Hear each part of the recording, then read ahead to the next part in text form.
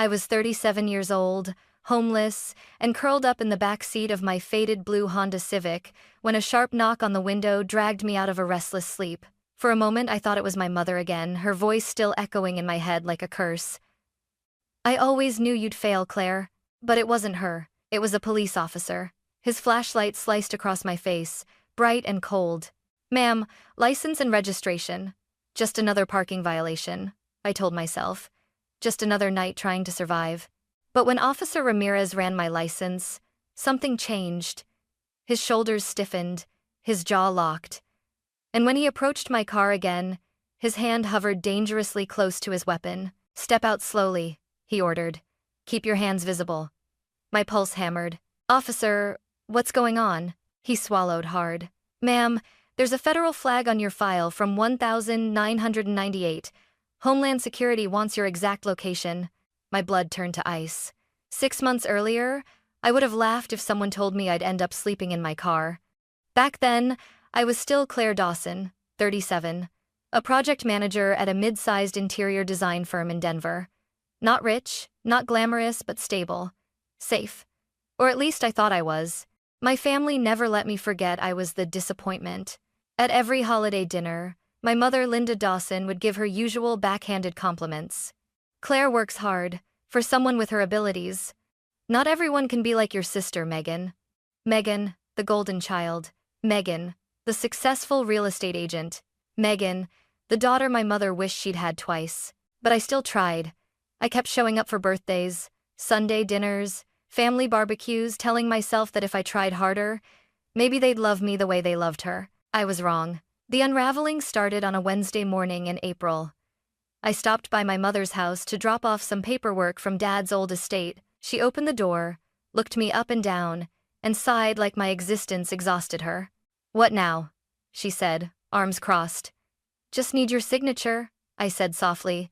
"It's for the probate office." She signed without reading, thrust the papers back toward me, and muttered, 37 and still needing help. "I always knew you'd fail, Claire." The words stung, but they weren't new. They were just sharper than usual, like she'd been waiting to say them with extra venom. Later that week, my credit card was declined at the grocery store. Strange. I'd just paid it. I checked my account and froze. Thousands of dollars in charges I didn't recognize. Luxury items, restaurant bills, online purchases. I rushed to the bank. "Someone opened 2 additional cards in your name," the teller said gently. "In my name? When?" 3 months ago. Registered to an address in Englewood. Englewood. My sister Megan's neighborhood. A sick feeling crawled up my spine. I drove straight to her house, burst through the door, and found her and her husband, Jason Miller, sitting calmly at the kitchen island like they'd been expecting me. "Megan," I said, voice trembling, "why are there accounts in my name?" Her eyes didn't even flinch. "It was just temporary. Relax." "Relax? You stole my identity." Jason smirked. "Oh, come on, Claire. You weren't using your credit anyway." I felt my mouth fall open. "You ruined my credit. I could be charged with fraud." Megan shrugged. "Well, maybe you shouldn't be so dramatic." I turned to leave, furious, shaking, but before I reached the door, my mother stepped out from the hallway. She'd been listening. "Claire," she said coldly, "don't be ridiculous. Megan and Jason are building a real life. Maybe help them instead of whining." I stared at her. "You're taking their side? They committed a crime." She stepped closer, face sharp as glass.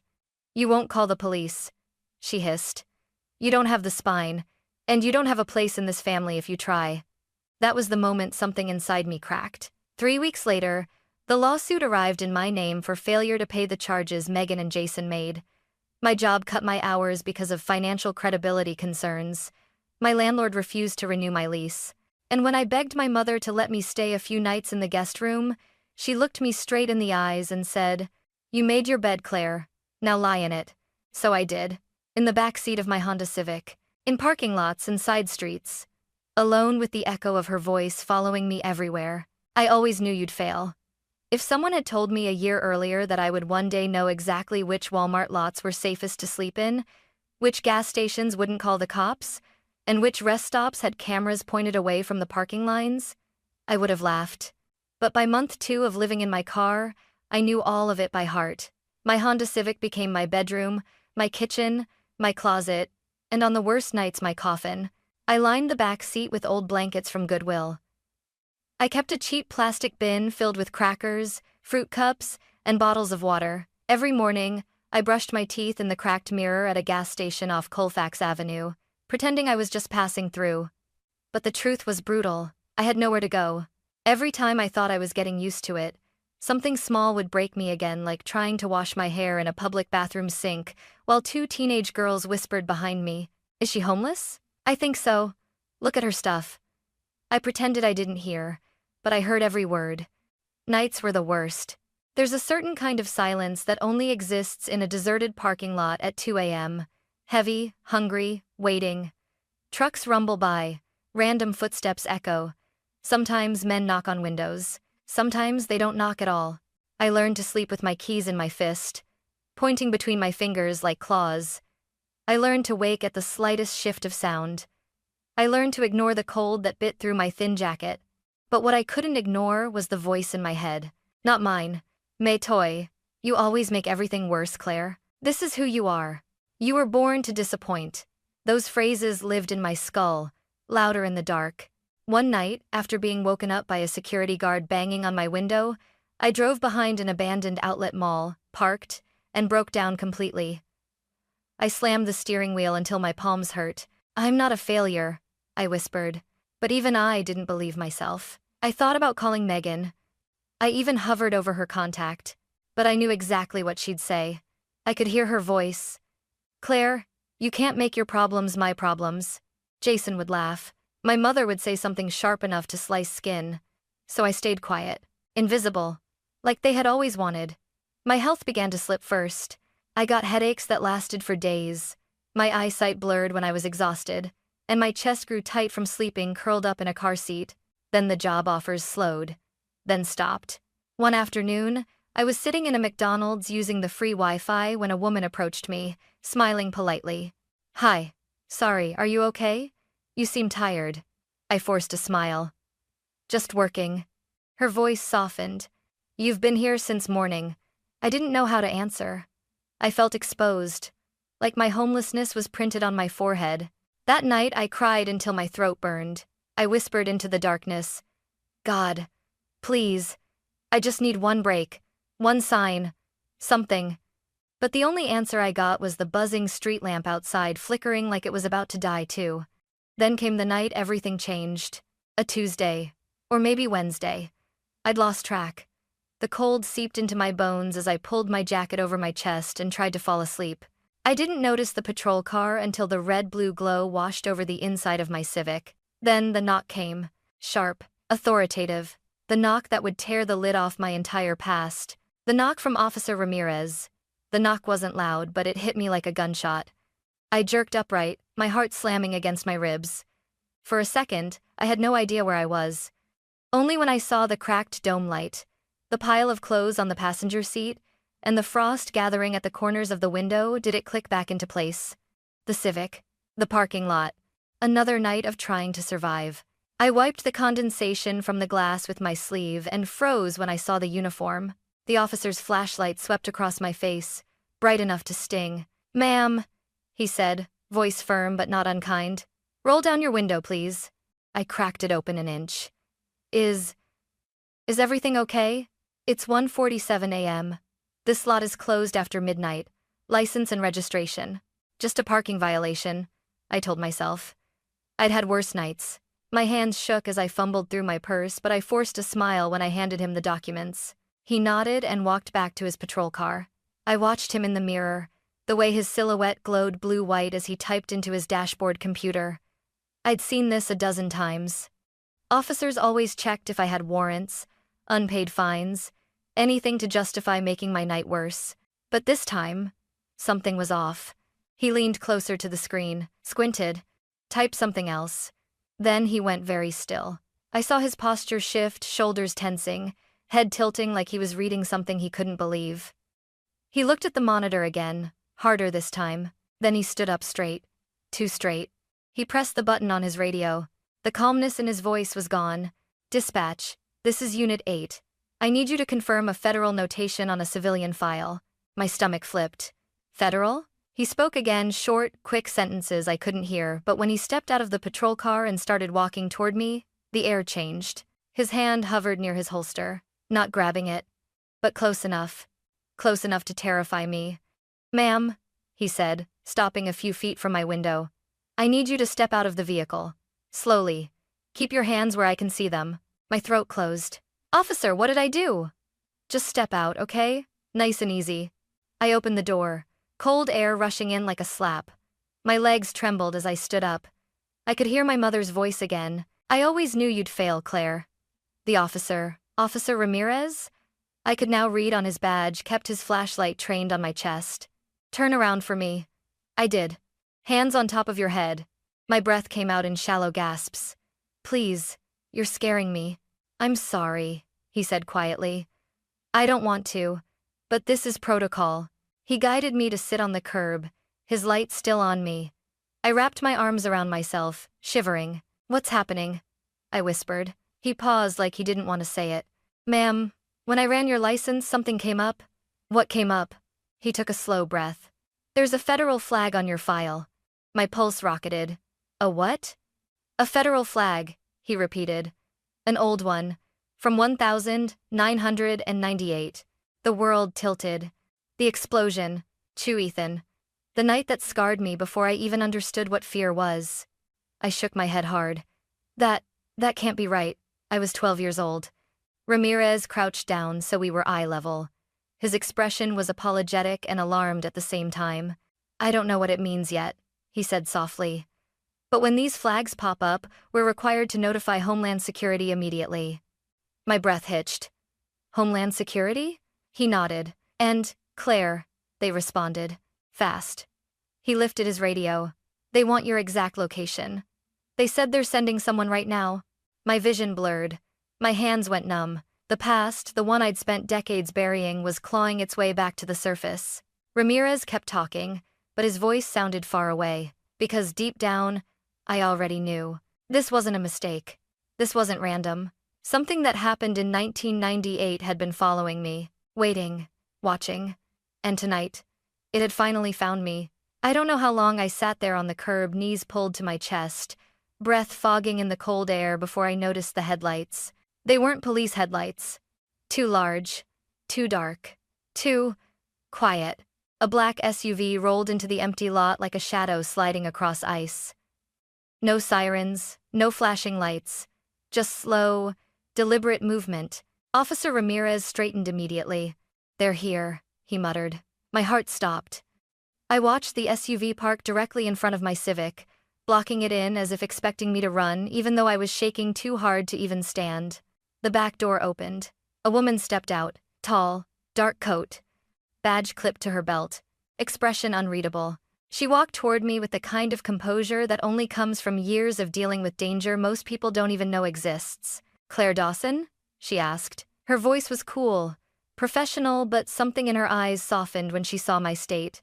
Dirty sneakers, tangled hair, my whole life stuffed into the backseat of a car. "Yes," I whispered. I'm Claire." She nodded once. "I'm Special Agent Olivia Hartman with Homeland Security." It was an appearage parrot installed without raporous fires of his now. Homeland Security. The words didn't feel real. They felt like fiction, like I'd fallen asleep and slipped into somebody else's nightmare. Ramirez stepped aside, like this was her scene now. And it was. Agent Hartman took a slow breath, as if preparing herself. "Claire, I need to verify something before we continue. Your mother is Linda Dawson?" My pulse stumbled. "Yes. And your maternal uncle was Ethan Walker?" My entire body went still. A memory slammed into me, one I'd buried so deep I thought it had died. A fireball, screaming. My mother dragging me away. Red and blue lights swirling across broken glass. I felt like I was 12 again. "H. How do you know that?" I whispered. Hartman exchanged a brief glance with Ramirez before continuing. "May we speak inside the vehicle?" she asked. I frowned. "Inside my car?" She nodded. "It's more private, and this conversation needs privacy." Against every instinct screaming in my skull, I followed her to the Civic. She slid into the passenger seat. I took the driver's side. Ramirez hovered outside, Hartman opened a reinforced tablet and typed in several credentials. After a moment, she turned the screen toward me. A photo appeared. It was Uncle Ethan, young, uniform crisp, eyes kind. I slapped a hand over my mouth. That's him. He was my favorite. Hartman nodded. He wasn't just military personnel, Claire. He worked in classified operations for a defense contractor that collaborated with federal intelligence. In 1998, Ethan uncovered evidence of internal data leaks involving experimental technology the government desperately wanted to protect. Kriegers. In need Johnstead. Which, the why aster getting to do, my eyes widened. He never told us, I whispered. He couldn't, she replied. And that secrecy got him killed. A cold wave crawled down my spine. Killed? They said it was an accident. Hartman tapped the tablet again. A photo appeared from a crime scene. Twisted metal. Burnt earth. A vehicle explosion. I saw the corner of a child's pink jacket in the frame mine. I felt sick. Is that from that night? Hartman's voice softened. Yes, you were there, Claire. You witnessed the aftermath. A tremor shot through my hands. I remember the fire, I said. I remember Mom pulling me away. She said a gas tank blew. She said it wasn't safe to look. Hartman hesitated. Your uncle left a note for his commanding officer. A contingency plan, in case he didn't survive. In that note, he wrote that if anything happened to him, a protective notification flag should be placed on someone he trusted. Someone he trusted? My voice cracked. You mean, me? She nodded. He believed you might be targeted or used one day. He insisted Homeland Security be alerted if your life ever showed signs of severe distress. A chill shot through me. Severe distress? Like being homeless? Like being financially sabotaged? Hartman corrected quietly.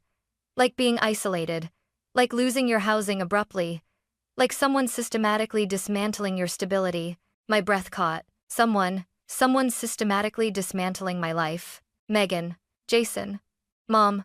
Hartman slid another image onto the screen. A grainy photograph taken in 1998 outside a warehouse. A woman speaking to a man whose face was partially hidden. The woman was my mother. I recoiled. No, that's not. It's her, Claire. Hartman said gently. Linda Dawson had access to financial databases at the company where the leak originated. We believe she was manipulated, or paid, to move files. We also believe Ethan confronted her the night he died. My pulse thundered. My mother? She wouldn't. Hartman shook her head. We're not accusing her of murder. But Claire, there are patterns, risks, motives. I felt the air leave my lungs. My mom ruined my credit, I whispered. She defended my sister and Jason when they committed identity fraud. She kicked me out. She didn't want me near the family anymore. Hartman's voice dropped. We think she feared you might uncover something from the past. Something she's been trying to bury for decades. I stared at the tablet, at the photo of my mother with that stranger. Why tell me this now? Because the flag your uncle placed on you was triggered, Hartman said. Something in your life matched the risk parameters. My voice cracked. Being homeless? Being betrayed? No, she said softly. Being targeted. The words hit so hard my vision blurred. You are not here by accident, Claire. You were pushed here. And as her words sank in, I realized everything, every betrayal, every financial blow, every cruel dismissal, wasn't just cruelty. It was a cover-up. A cover-up for what happened in 1998. And for the first time in my life, I understood why my mother always looked afraid when someone mentioned Uncle Ethan's name. Agent Hartman drove us to the Boulder field office just before dawn.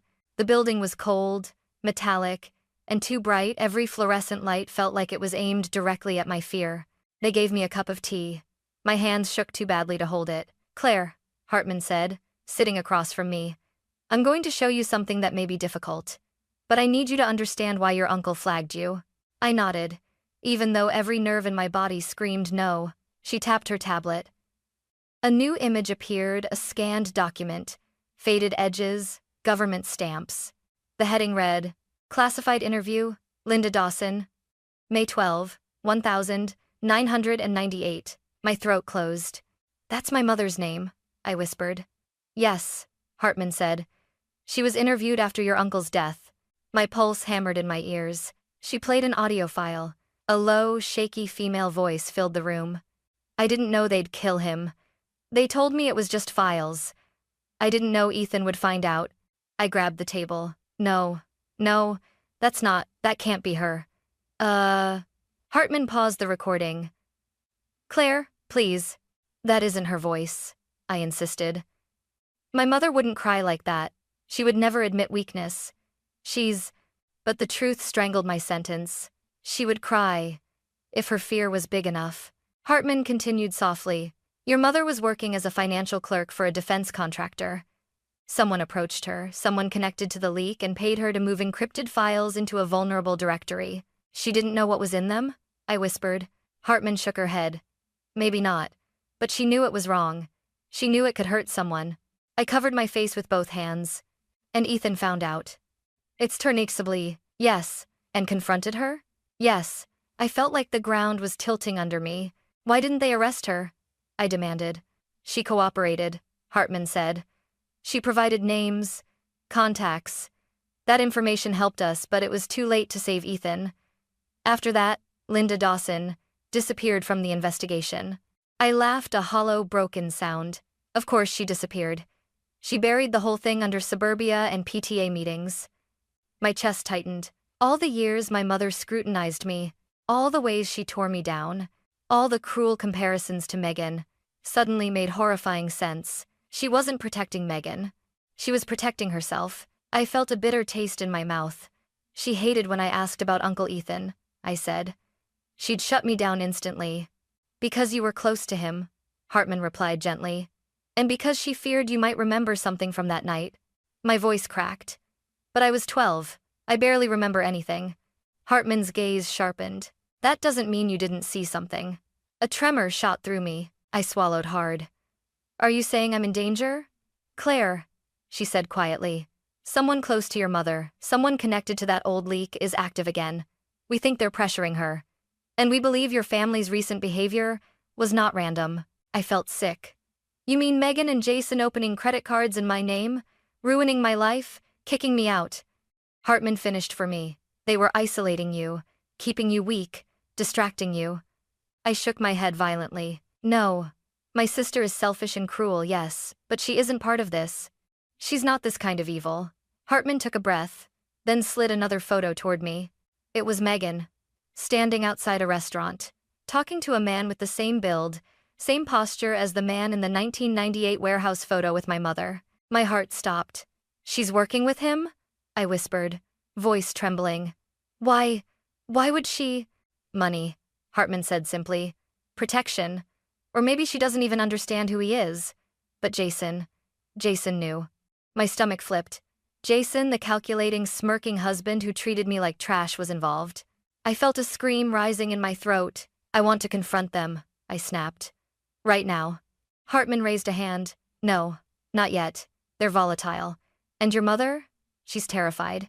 She's been living under pressure for 25 years. If you confront her alone, she may panic or lash out. I don't care, I cried. I need answers. Hartman's voice dropped, firm but gentle. Claire, your mother didn't just betray your uncle. She betrayed you. This will hurt more than you imagine. We need to do this safely with officers present. I stared at her. Tears blurred my vision. My own mother set me up to fail, I whispered. My sister helped destroy my life. And all of it, just to hide 1,998? Hartman placed a steady hand on my arm. You were never the failure, Claire. You were the threat. Her words hit me like a punch to the chest. I wasn't weak. I wasn't unwanted.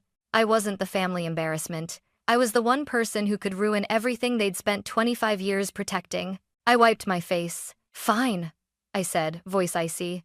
Take me to them. Let's hear the truth from their mouths. Agent Hartman didn't drive fast, but every mile felt like a countdown. My pulse throbbed in my throat, the entire ride. By the time we turned onto my mother's street, a quiet row of trimmed lawns and perfect porches, I felt lightheaded. This is it? Hartman asked. I nodded stiffly. Yeah, the beige one. She always wanted it to look like a magazine cover. Officers will enter with us, Hartman said. We don't know how your family will react.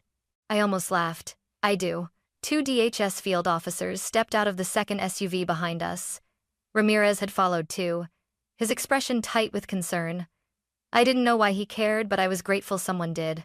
We walked up the steps. Hartman knocked. A moment. Then the door cracked open, and my mother's face appeared in the gap. Linda Dawson looked the same as always. Perfectly styled hair. Lipstick neatly applied. Eyes sharp as razors. But when she saw the badge on Hartman's belt, the color drained from her skin like water spilling off paint. "No," she whispered. "No, not here. Mrs. Dawson," Hartman said calmly. "We need to speak with you." My mother's gaze snapped to me. "Claire," she hissed. "What have you done?" That was it. That was the spark.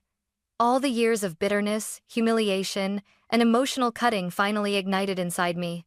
"What have I done?" I stepped forward. "Mom, you stole my identity, kicked me out of Dad's house, let Megan and Jason ruin my life, and you're asking what I've done?" Her lips flattened. "You don't speak to me that way." "Oh, I'm just getting started," I said. Hartman nodded to the officers, who stepped inside and secured the entry. "Where's Megan?" Hartman asked. "Not home," my mother lied instantly. Heavy footsteps echoed upstairs. "Megan," I shouted. Silence, then a door slammed. I could feel something snap inside me. "You're hiding her? Seriously? After everything she's done?" My mother's voice turned shrill. "This is all your fault, Claire. You always bring trouble. Ever since.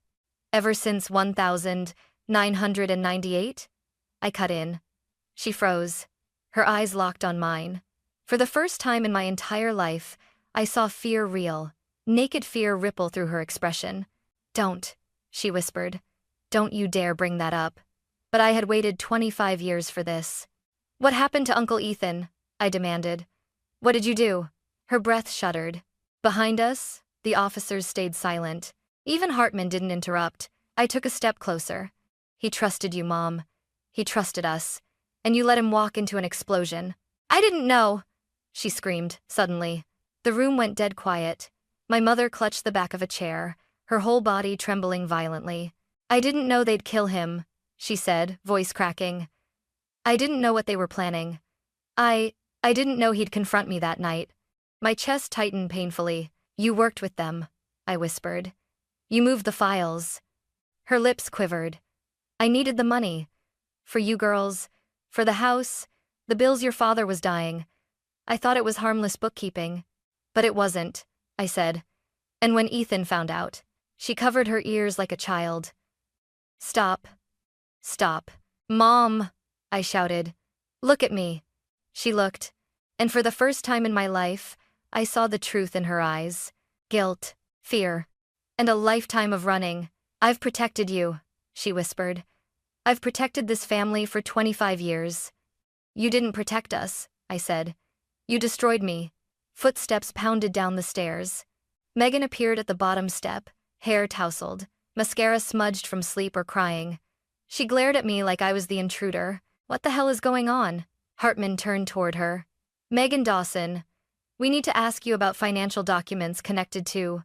Megan threw up her hands. "Oh my God, Claire, really? You brought the feds to Mom's house?" "Megan," I said quietly. "Tell the truth," she scoffed. "For what? You're the one who can't handle life. You always make everything dramatic." Jason appeared behind her, sleepy but stone-faced. When he saw the officers, he stiffened. "Jason Miller?" Hartman asked. "We have questions for you regarding contact with..." He cut her off. "That's enough. We want lawyers." I stepped toward them. "Megan, did you use my name to open credit lines because someone told you to?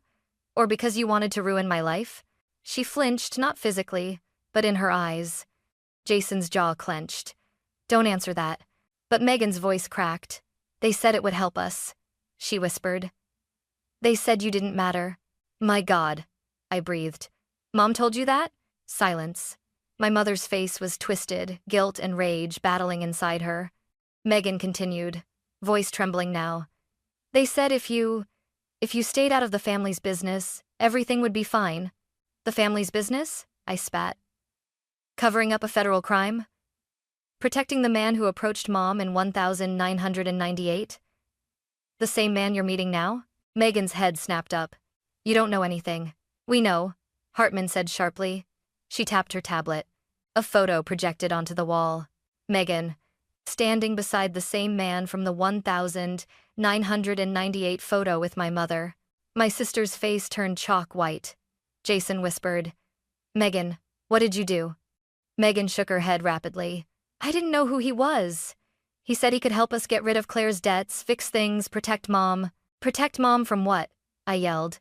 "From me? From the truth?" My mother burst into tears. "I was trying to save us," she sobbed. "If the truth came out, we'd lose everything. I couldn't let that happen. I couldn't let you." "Let me what?" I cried. She lifted her face. "Let me see the truth? Let me speak? Let me exist?" Her lips parted. "Let you remember." The room spun. "Remember? Remember what?" And then it hit me, hard, like a door of memory slamming open all at once. I did remember something. Something from 1998. Something my mother never wanted me to speak out loud. I staggered back, but the memory wasn't clear yet. Only one thing was. My family didn't betray me because I was weak. They betrayed me because they were terrified of what I might remember. Everything after my mother's confession blurred into motion, officers speaking into radios, Hartman issuing rapid commands, Megan sobbing into her hands while Jason paced like a trapped animal. But inside my skull, a single word kept echoing. Remember. Remember what?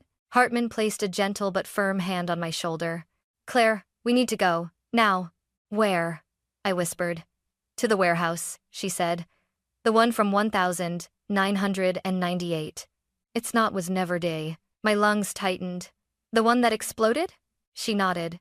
"We believe your uncle hid something there before he confronted your mother. And we believe the man who's been pressuring your family has been looking for it ever since." My legs went numb. "Claire," Hartman said softly. "You may have seen something that night, something we need." I didn't want to remember. I'd buried that night so deeply that even my dreams couldn't reach it. But a small, trembling part of me knew the truth. Some memories don't die. They wait. The building looked smaller than I remembered. Maybe because the last time I saw it, it was on fire. 27 years ago, I stood in this exact spot, my pink jacket sleeve melted from the heat while Uncle Ethan's car burned like a sun collapsing. I shivered as Hartman led me inside the taped-off ruin. Officers scanned the area, flashlights cutting through dust and darkness. "Claire," Hartman said, handing me a flashlight. "Walk me through the night. Anything you recall, no matter how small." I swallowed hard. My mouth felt dry as ash. "I remember Mom yelling," I whispered, "telling me to get back in the car." "What else?" "I remember a man," I said, eyes narrowing as images flickered in my mind like broken film. Tall, gray jacket. He was shouting at Uncle Ethan. Something about leaking files. "What did Ethan say?" Hartman asked tightly. I closed my eyes. Voices rose inside my head, distorted, static-filled. Then, suddenly, one sentence cut through. "I already told the feds. It's over." My eyes snapped open. "I remember," I whispered. He said, "I already told the feds. It's over." The man grabbed him. They struggled. Then there was a flash. Not from the explosion. No. Something else. I walked toward a half-collapsed shelving unit drawn by instinct more than memory. I pushed aside a charred metal panel, and there it was. A hidden steel case, rusted but intact. Hartman exhaled sharply. Good God. 2 gloves, a set of old ID cards, a data drive, and 3 small black notebooks wrapped in plastic. Hartman opened one notebook and her jaw tightened. "Claire," she said slowly, "these are detailed logs. Names, amounts, dates of payments, transactions tied to the same defense breach your uncle was investigating." She flipped a page. "And some are from after 1998. CD. I froze. "Meaning what?" "Meaning someone continued the operation," she said. "Possibly the same man we saw in the recent photos. Possibly someone close to your family." My stomach dropped. Jason. The thought hit like a punch. He married Megan only a year after Dad died, just when Mom became vulnerable again. He was always lurking near financial documents, offering help with tax returns. Hartman grabbed her radio. "Move on the suspects, now." Within minutes, officers swarmed my mother's house again. We watched from Hartman's vehicle as agents approached. Jason stepped onto the porch, hands raised but defiant. You people have nothing, he shouted. This is harassment. Hartman rolled down her window. We have federal records, Mr. Miller. We have transactions linking you to the same contact your mother-in-law met in 1998. Jason's face drained of color. Megan staggered out behind him, hysterical. You said it was just money laundering.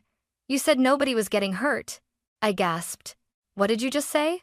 Megan broke down completely. He promised he'd fix everything. He said Claire just had to disappear, go broke, lose credibility, then the heat would die down. Disappear. Go broke. Lose credibility. The ground beneath me felt like water. I whispered. He used you. Megan sobbed into her hands. Claire. I didn't know. I swear I didn't know. Jason lunged as officers cuffed him. You don't know what you're doing. You're messing with powerful people. People like who? Hartman cut in. Jason hesitated. Then, with venom in his voice. You think Ethan Walker was the hero? He wasn't. He was a liability. And Claire will be too if you're not careful. My blood ran cold. That sounds like a threat, Hartman said sharply. Jason laughed, a sharp, ugly sound. You have no idea how deep it goes. The officers shoved him into the back of the SUV. As the cars pulled away, flashing red-blue, a migraine slammed behind my eyes.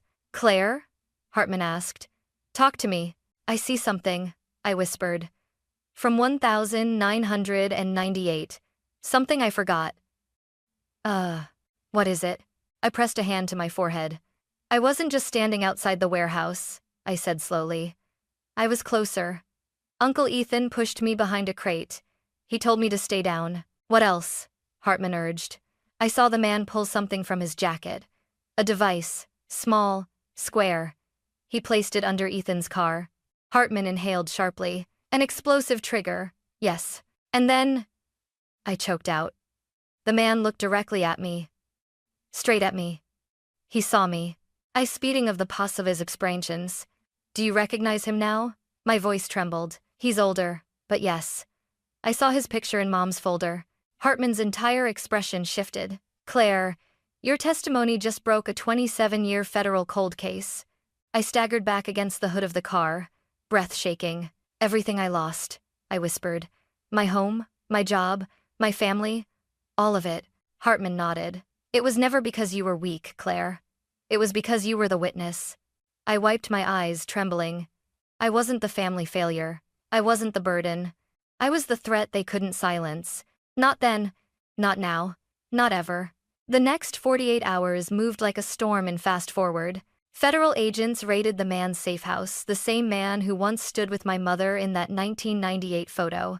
The same man who planted the explosive under my uncle's car. His real name wasn't what he told my family. He'd been using aliases for decades. He was arrested before sunrise. Jason was charged with obstruction of justice, conspiracy, and aiding a federal fugitive. Megan was charged with fraud and identity theft. My mother, Linda Dawson, was not arrested, but she was taken in for extended questioning. I didn't go with her. I'd spent my entire life holding her hand through storms she created. Not this one. I sat in a quiet DHS waiting room long after everyone else had left. The fluorescent lights buzzed overhead. My clothes smelled like the inside of a car. My nails were chipped from months of stress. My face felt hollow, fragile. Agent Hartman approached and sat beside me like we'd known each other for years. You holding up? She asked gently. I let out a breath. I didn't know I'd been holding. Everything I thought I knew about my family. My voice cracked. It wasn't real. It was real to you, she said. And that makes the betrayal even worse. I wiped my eyes. Do you know what hurts most? I whispered. Not that they used me. Not that they destroyed my life. But that I believed them. When they told me I was nothing, Hartman's expression softened in a way I hadn't seen before. Claire, she said, you survived something most people would never recover from. You remembered what mattered. You stood up to them. You told the truth. She paused. That makes you the strongest person in this entire case. For a moment, I just stared at her. No one had ever said something like that to me. Not once. Not even Ethan. And suddenly, the first breath of freedom in years filled my chest. Later that afternoon, Hartman slid a folder across the table. You're entitled to federal victim restitution, she explained, and whistleblower compensation for the information your uncle hid, and your testimony that closed the case. I blinked. What does that mean? It means, she said with a small smile, you're no longer homeless. Inside the folder were numbers I couldn't process at first, enough to pay off every debt Megan and Jason left in my name. Enough for a small home, enough to start again. Claire, she said, you were never meant to live out of a car. Your uncle made sure of that. Tears flooded my eyes. Thank you, I whispered. For everything. You thank me by rebuilding your life, she replied, and living it the way Ethan would have wanted. I have deduced Sal's name Kroops. It is not made bust Harmon. A week later, DHS arranged a final supervised meeting with my mother. She looked older, smaller. Her hands trembled in her lap. Claire, she said softly, I know you hate me. I swallowed hard. I don't hate you. Her eyes filled. Then why won't you come home? Home? I said, almost laughing. Mom, I never had a home with you. She flinched. I loved you, she whispered. You feared me, I corrected. You feared what I might remember. You feared what would happen if the truth got out. Her lips trembled. I was trying to protect myself. I know, I said quietly. But you didn't have to destroy me to do it. A single tear slid down her cheek. What happens now? She asked. I took a breath. You get help. You tell the truth. You take responsibility. And us? She asked. Are we still? I shook my head slowly. I'm letting go, I said. But I'm not going back. Her shoulders sagged. She nodded. I walked away without turning back. For the first time in my life, she didn't call after me. 3 weeks later, I stood inside a small, sunlit apartment on the edge of Denver, my apartment. My own 4 walls. My own key. No more sleeping in a car. No more hiding in parking lots. No more begging for love that hurt me. I placed a photo of Uncle Ethan on my kitchen counter, the same one Hartman gave me from the recovered case. Thank you, I whispered. I lit a candle beside it, the flame flickering warmly. With restitution money, I reopened my freelance design business, this time as a legal LLC, with my own equipment, my own clients. No one controlling my bank accounts but me. I volunteered with a homeless resource center twice a week. I knew exactly how it felt to be invisible. I met Officer Ramirez for coffee one morning. He grinned when he saw me in clean clothes, hair brushed, standing tall. Big improvement from that night, huh? He joked. I laughed, a real, full laugh. You have no idea. You know, he said after a moment, something told me to run your license. I almost didn't. Intuition? I asked. He shook his head. Fate. I smiled. Maybe he was right. The day Megan was sentenced, I didn't go. The day Jason was extradited for federal charges, I didn't watch. I didn't need revenge. The truth had already done what it was meant to do. What I needed was peace. And I finally had it. One evening, as the sun dipped behind the mountains, painting the sky in hues of gold and blue, I stood on my balcony and breathed in the cold Colorado air. For the first time in years, it didn't hurt. I wasn't the family failure. I wasn't the burden. I wasn't the disappointment. I was the witness, the survivor. The one my uncle trusted to finish what he couldn't. And I did. I closed my eyes, letting the stillness settle around me. I'm okay now, I whispered into the wind. I'm finally okay. And for the first time in my life, I believed it.